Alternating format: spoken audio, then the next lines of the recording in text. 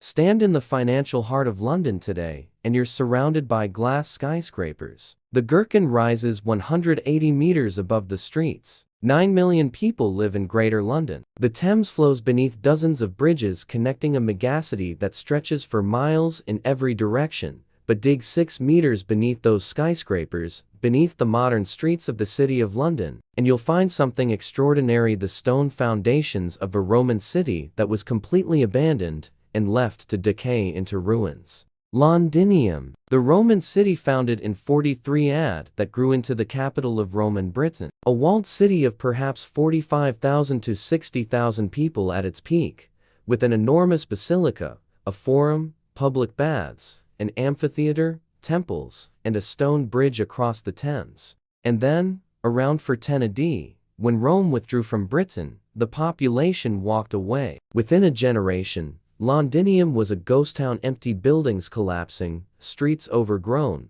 walls standing guard over nothing. For over 150 years, one of Roman Britain's most important cities stood abandoned while new Anglo-Saxon settlers built their towns elsewhere, avoiding the ruins. This is the story of what Roman London looked like, and why it almost vanished completely. Founding and strategic position. Londinium was not an ancient British settlement that Rome conquered and expanded. It was a Roman creation, built from nothing on a strategic site the Romans recognized immediately. In 43 AD, Emperor Claudius ordered the invasion of Britain. 4 legions, approximately 40,000 soldiers plus auxiliaries, crossed the Channel and defeated British tribal forces. The Romans pushed inland from the southeast coast, establishing control over the Thames Valley. The site where London now stands was chosen for specific strategic reasons. Here, the Thames narrowed enough to be bridged, but remained deep enough for seagoing vessels to navigate. The north bank had gravel terraces that provided firm, dry ground elevated above the river's floodplain, ideal for building. 2 small streams, the Walbrook and the Fleet, provided fresh water and natural boundaries. By approximately 47–50 AD, the Romans had established a bridge across the Thames, at this point the first London Bridge, though not the medieval stone bridge that name usually refers to. This Roman bridge connected the road network running north into Britain with routes heading south to the Channel ports and Gaul. A settlement grew rapidly around the bridge's north end. This was not initially a planned city, but a commercial settlement, a trading post where merchants, craftsmen, and entrepreneurs established shops, warehouses, and workshops. Archaeological evidence shows timber buildings and commercial activity from the earliest years. The settlement's importance was demonstrated tragically in 60–61 AD, when Basilica, queen of the Iceni tribe, led a massive revolt against Roman rule. Londinium was one of her primary targets. The city, still unfortified and undefended, was burned to the ground. Archaeological excavations have found a layer of reddish-burnt debris across the Roman city, evidence of this destruction. An estimated 70,000 to 80,000 people died in the revolt, many of them in Londinium, but Rome rebuilt. The city that rose from Basilica's ashes would become the most important urban center in Roman Britain. Urban layout and the river Roman Londinium occupied roughly the same area as the modern City of London, the 1 square mile financial district. The city stretched along the Thames's north bank, with the river forming its southern boundary. The Roman bridge was the city's anchor point, built on wooden pilings driven into the riverbed, with stone piers supporting a wooden roadway. The bridge stood approximately where modern London Bridge is located. The bridge was roughly 270 meters long, and perhaps 7 meters wide, substantial, but not massive. From the bridge, roads radiated outward. The main north-south road ran from the bridge northward through the city, and beyond toward the legionary fortress at Camulodunum, Colchester. An east-west road followed the Thames, connecting settlements along the river.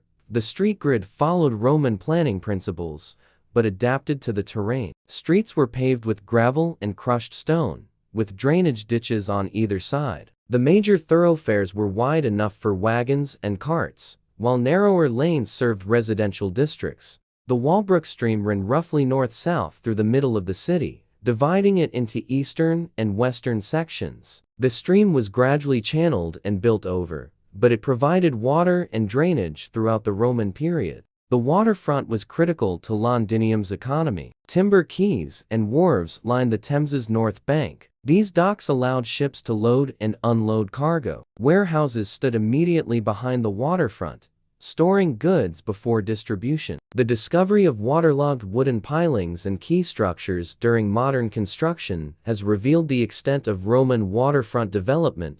At its greatest extent, Londinium covered approximately 330 acres, about 1.3 square kilometers, within the city walls, with additional settlement outside the walls. The city walls and defenses. Londinium was initially an undefended commercial town, which is why Boudicca's forces destroyed it so easily in 60–61 AD. But by the late 2nd century AD, possibly around 190–225 AD, the city constructed one of the most impressive defensive circuits in Roman Britain.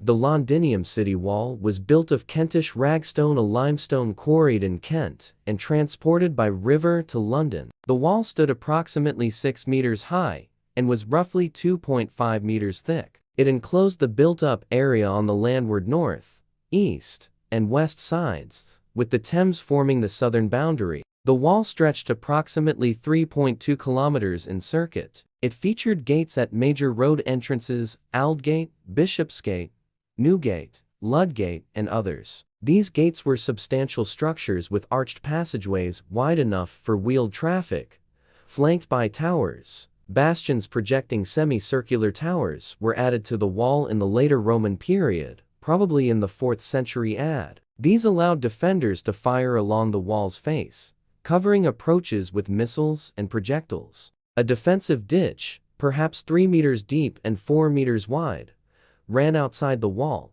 providing an additional obstacle to attackers. These walls still exist. Substantial sections survive in the modern City of London near the Museum of London, incorporated into later medieval structures, and in isolated fragments. Walking through the modern city, you can occasionally see remnants of this 1,800-year-old fortification. The walls represent a shift in Londinium's character. The open commercial town became a fortified stronghold, suggesting increasing insecurity in Roman Britain during the 3rd and 4th centuries. Monumental architecture. The rebuilt Londinium that rose after Boudicca's destruction featured monumental Roman architecture designed to impress and to establish Roman authority. The Forum and Basilica complex was the administrative and commercial heart of the city. The Forum was a large rectangular courtyard, approximately 168 meters by 167 meters, surrounded by colonnaded porticos. This open plaza served as the marketplace,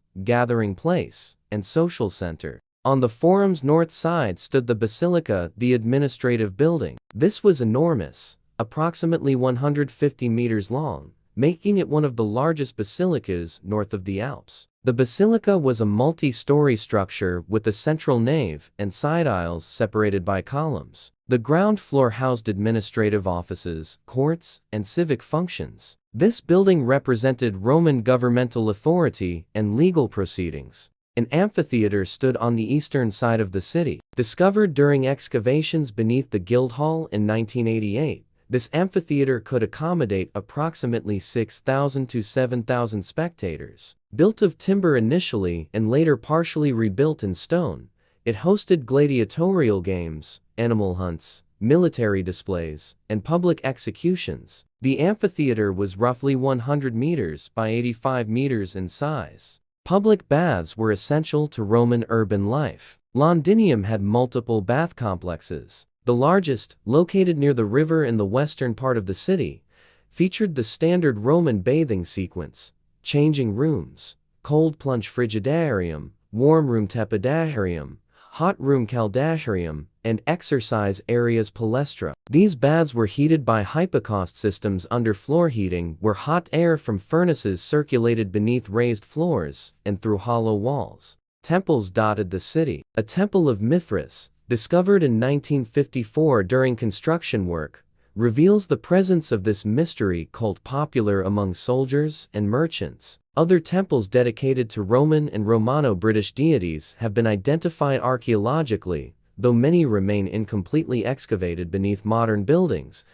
The governor's palace stood on the waterfront in the eastern part of the city. This substantial complex, with formal gardens and ornate decorations, served as the residence and administrative center for the provincial governor when he visited Londinium. All these buildings were constructed primarily of stone and brick Kentish ragstone for walls, red clay tiles for roofs, with imported marble and decorative stone for prestigious buildings. The architecture proclaimed Roman power, sophistication, and permanence. Population and social structure. Estimating Londinium's population is difficult, but archaeological evidence and comparative analysis suggest 45,000 to 60,000 people at the city's peak in the 2nd and early 3rd centuries AD. The population was ethnically diverse. Inscriptions, tombstones, and archaeological finds reveal people from across the Roman Empire, Gauls from France,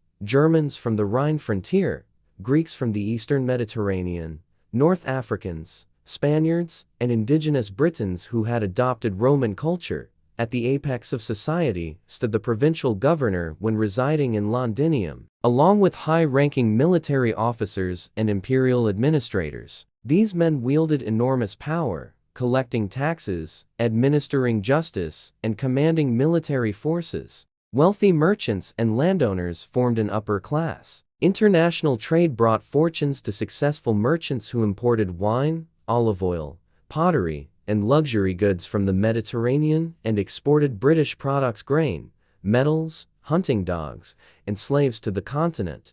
The middle class included skilled craftsmen, shopkeepers, and successful traders. Londinium's commercial character meant a substantial population of free workers and business owners operating in the market economy. Laborers, dock workers, servants, and the urban poor formed the lower classes. They worked in construction, as porters at the docks, in workshops, and in service industries. Their housing was basic, and their lives precarious. Slaves existed, though the extent of slavery in Roman Britain is debated. Slaves worked in wealthy households, in manufacturing, and in the docks. Some could eventually be freed and become freedmen, former slaves with limited rights, but the ability to own property and conduct business. Women's status depended on their social class. Elite women could own property, manage businesses, and wield informal influence. Working-class women worked in markets, textile production, and service industries. Evidence from tombstones shows women from various walks of life. Daily life and commerce. Daily life in Roman Londinium followed rhythms common across the empire, but adapted to Britain's climate and commercial character. Most people woke at dawn. The day began with a simple breakfast, bread dipped in wine or water, perhaps some cheese or fruit. Water came from public fountains supplied by wooden pipe systems, or from the Walbrook stream and Thames. The river water was often contaminated. Commerce dominated the city. The docks were centers of constant activity. Ships arrived from Gaul carrying wine in large ceramic amphorae, olive oil, fine pottery, glassware, and luxury goods. They departed laden with British grain, metals, lead, tin, iron, wool, and other exports.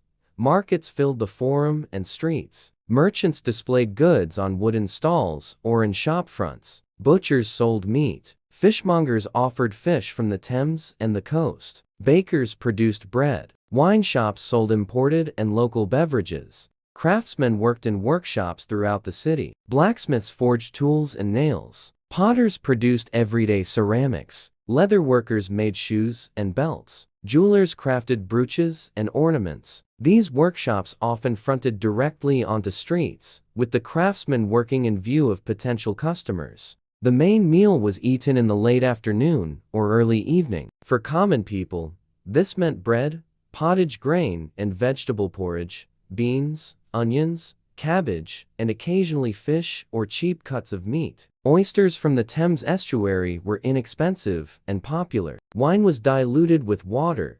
The wealthy ate far better: roasted meats, game birds, imported delicacies, fine wines from Italy and Gaul, honey-sweetened desserts, and elaborate dishes prepared by enslaved cooks. Public baths opened in the afternoon and were social centers. Men and women bathed at separate times or in separate facilities. Bathing was followed by massage, exercise, and conversation. Business deals were negotiated, news was shared, and social networks were maintained. Entertainment was more limited than in Mediterranean cities. The amphitheater hosted games, but Britain's distance from Rome and smaller population meant less frequent and less elaborate spectacles than in major continental cities. Taverns and gambling provided common entertainment. Religious observance punctuated daily life. Household shrines, Lararia, honored family gods and spirits. Public temples hosted festivals and ceremonies. British natives often worshipped Roman gods alongside or merged with native Celtic deities.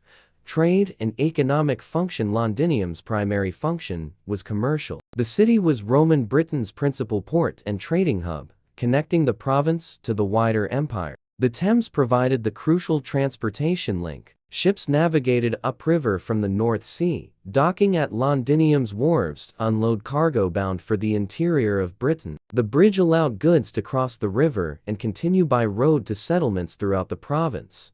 Imports included wine from Gaul, Italy, and Spain, transported in ceramic amphorae, olive oil from Spain and North Africa, fine pottery, Samian ware from Gaul, glassware from the Rhine region, and Eastern Mediterranean luxury goods, silk, spices, jewelry, building materials, marble, decorative stone. Exports included grain from the fertile southeast, metals, lead, tin, iron from British mines, wool and woolen textiles, leather goods, hunting dogs. British dogs were prized across the empire. Slaves captured in warfare or purchased from tribal areas. Currency circulated widely. Roman coins, bronze asses, silver denarii, and gold aurae facilitated trade. Money changers operated in the forum. Credit systems allowed merchants to conduct long-distance trade without transporting vast quantities of coins. The imperial government extracted wealth through taxation. Londinium was the center for tax collection from the southeastern territories. Tax revenue supported the military garrison, 3 legions in Britain,